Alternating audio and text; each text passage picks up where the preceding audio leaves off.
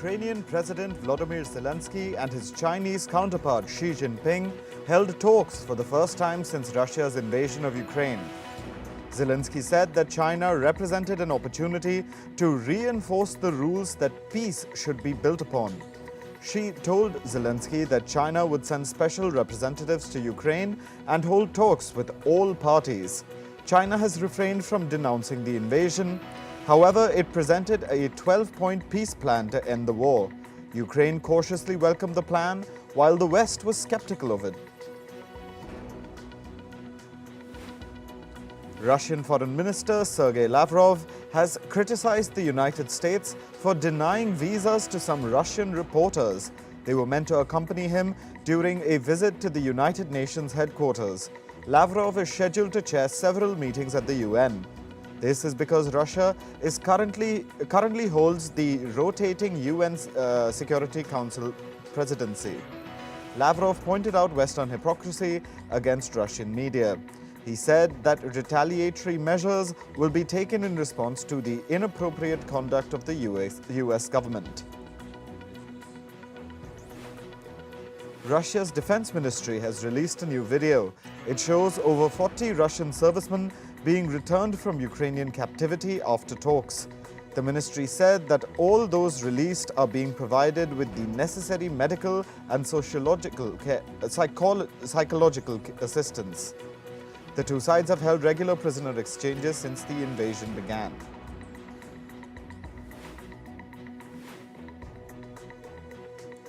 US President Joe Biden has announced an agreement with South Korea. The agreement will give the US a bigger role in nuclear planning over any conflict with North Korea. South Korea has also pledged not to pursue a nuclear weapons program of its own. The US will also deploy a ballistic missile submarine in South Korean waters as a show of strength. This will be the first such deployment since the 1980s. India's Defence Minister Rajnath Singh will hold a meeting with his Chinese counterpart Li Shangfu. The meeting will be held on the sidelines of an upcoming Shanghai Cooperation Organization summit. It also comes days after the Indian Army and China's People's Liberation Army held the 18th round of talks. This was to ease tensions at a disputed India-China border known as the Line of Actual Control. The talks remained inconclusive. Taiwan's foreign minister has reminded the South American nation of Paraguay of their long-standing relationship. This comes as Paraguay is gearing up for elections. The opposition party's presidential candidate has indicated that if he wins, he will build the country's diplomatic relations with China. This comes weeks after Honduras, a country in Central America, decided to cut ties with Taiwan and side with China. Sudan's army has said that it's willing to extend the 3-day ceasefire, which is due to expire tonight. There have been instances of sporadic fighting in Sudan's capital, Khartoum. The ceasefire extension has been proposed at a time when countries from all across the globe are working to evacuate their citizens from Sudan. Meanwhile, the World Health Organization has said that more than 60% of the healthcare facilities in Khartoum are closed. The capital has reportedly become a ghost town. The first group of Indian nationals evacuated from Sudan have arrived in New Delhi. 360 Indians were flown to the Indian capital from Saudi Arabia's Jeddah. This is a part of the Indian government's initiative called Operation Kaveri.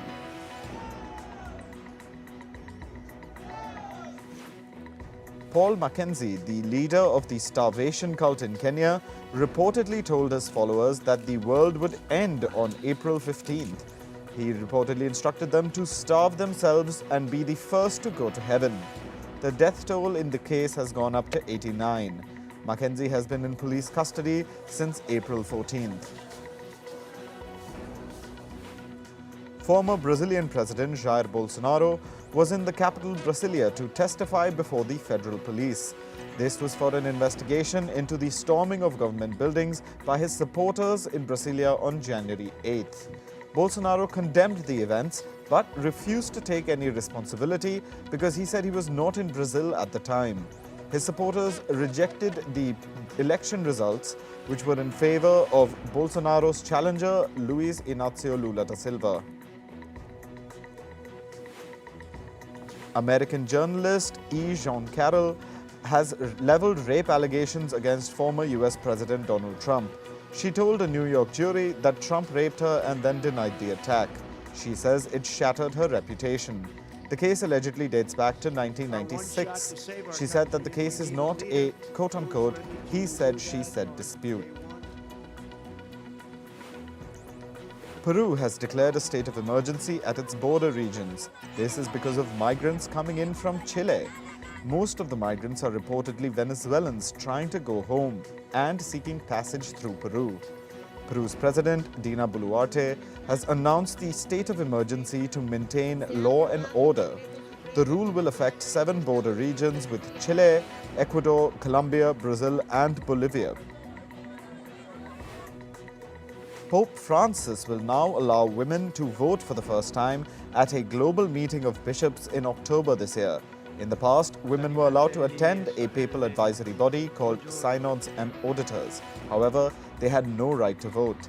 This is being seen as a historic move to promote inclusiveness in decision-making in the Roman Catholic Church. Women have been demanding this right for years. On to some climate news now. The US state of Florida is witnessing strong storms. They triggered heavy hail and fierce winds at Vino Beach. Authorities have warned of severe thunderstorms in parts of Florida. Officials say that hail and strong winds could damage property. Cities located along the Mississippi River in the US are facing floods.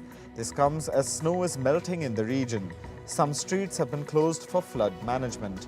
The Mississippi River's water levels are likely to hit historic records this year. This is a consequence of major snowstorms that lashed western parts of the US over the winter. Spain's Madrid is dealing with scorching temperatures in the spring season. The nation is facing unreasonably high temperatures. Spain has had 36 consecutive months of below-average rainfall. Reservoirs are on average about 50% of their capacity. Climate activists protested outside British power giant Drax's headquarters in central London. They called out the company's claims of being carbon neutral after replacing coal with biomass. Protesters say that the company rebranded itself as a renewable energy company, but it's not really the case. The UK's energy regulator is investigating the company's claim. A new study has revealed that the devastating drought in the Horn of Africa would not have happened without human activity that added to climate change. The region has been facing its worst drought in 40 years since October 2020. 5 consecutive rainy seasons in the region have failed to bring any respite.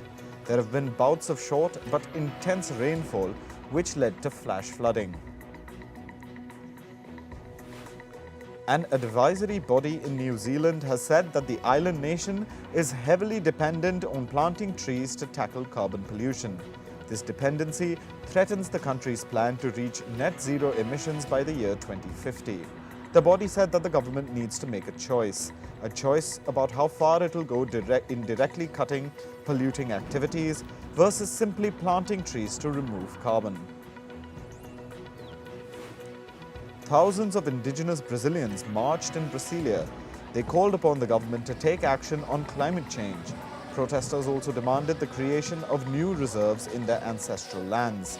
Brazilian President Luiz Inácio Lula da Silva has expressed support for expanding indigenous reserves. However, his predecessor Jair Bolsonaro was against it.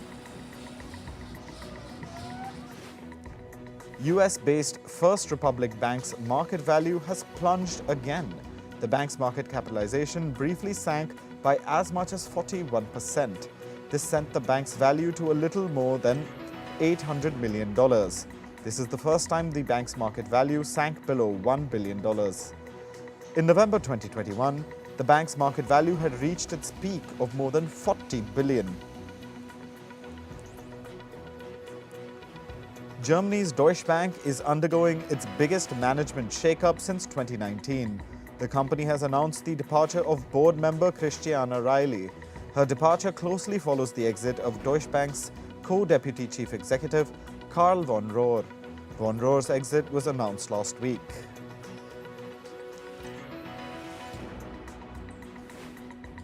French luxury fashion house Hermès International has settled a lawsuit brought by footwear company Skechers. Both the companies have now reportedly signed a confidential settlement agreement. Skechers sued Hermès last year.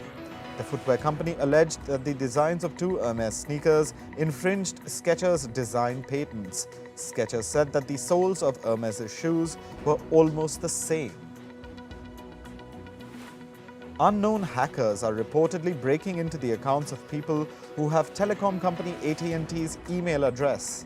The hackers are using the email address to hack into the victims' crypto accounts to steal their cryptocurrency. As per reports, the hackers are able to do this because they have access to a part of the telecom company's internal network. This allows them easy access to customers' third-party accounts. Singapore-based crypto exchange KuCoin has said that its Twitter account has been hacked. This has resulted in the theft of more than $22,000 worth of cryptocurrency. The company has said that it will fully reimburse all verified asset losses caused by the breach. E-commerce giant Amazon has announced that it will shut down its Halo division on July 31st. The Halo division sells wearables like health and sleep trackers. This comes as the technology giant kicks off its company-wide layoffs. The company has already notified the employees who will be laid off following the shutdown of the Halo division. US-based Tyson Foods has said that it will eliminate about 10% of its corporate jobs. It will also cut 15% of its senior leadership. Tyson Foods is the biggest meat company in the US. The company is struggling to improve results amid declining profit. A Brazilian court ordered a temporary suspension of messaging app Telegram in the country. It will reportedly remain suspended until it complies with a government order. The government had ordered it to share information on extremist and neo-Nazi groups using the platform. Telegram brands itself as a platform focused on privacy that uses end-to-end encryption to secure users' data. A group of YouTube contract staff in the US state of Texas have unanimously voted to unionize. In a first, this could force parent company Alphabet to collectively bargain with the workers. The workers are demanding recognition as Alphabet employees. Currently, they're hired via the staffing agency Cognizant and they work as contractors. Britain will block Microsoft's acquisition of the video game company Activision Blizzard. This comes over concerns that the deal would hinder competition in cloud gaming. In January 2022, Microsoft had announced a bid to acquire Activision for $69 billion. Had it passed, this would have been the biggest ever deal in the gaming sector. On to sports. In cricket, Lucknow Super Giants will take on Punjab Kings in a crucial mid-table clash in Mohali on Friday. Both teams have 4 wins from 7 games. They'll be aiming to find consistency in the tight race to the IPL playoffs halfway into the competition. The match will begin tomorrow at 7:30 p.m. IST. England fast bowler Stuart Broad wants the team to replicate the success of the 2005 Ashes series when they host Australia this summer. England regained the famous urn for the first time in 18 years in 2005 with a 2-1 series victory. The feat is considered to be the team's greatest achievement in the longest format.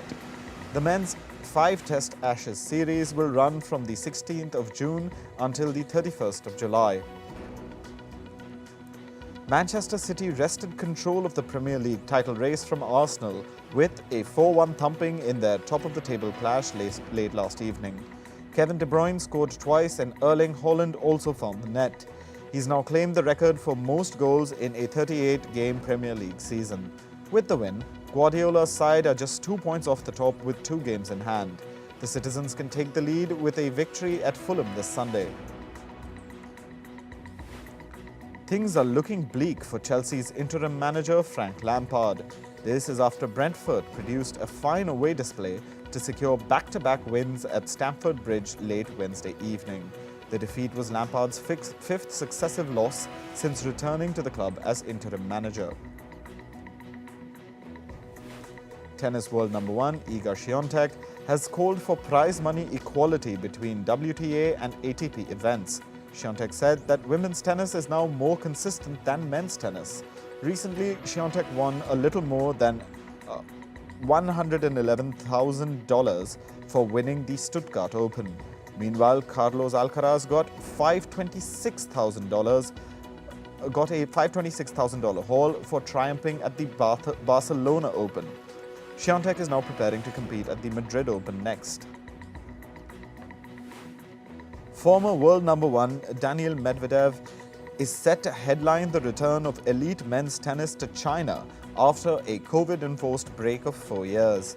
Medvedev, the winner of the 2021 US Open and a two-time Australian Open runner-up, will play at the ATP Tour's Zhuhai Championships between September 20th and 26th.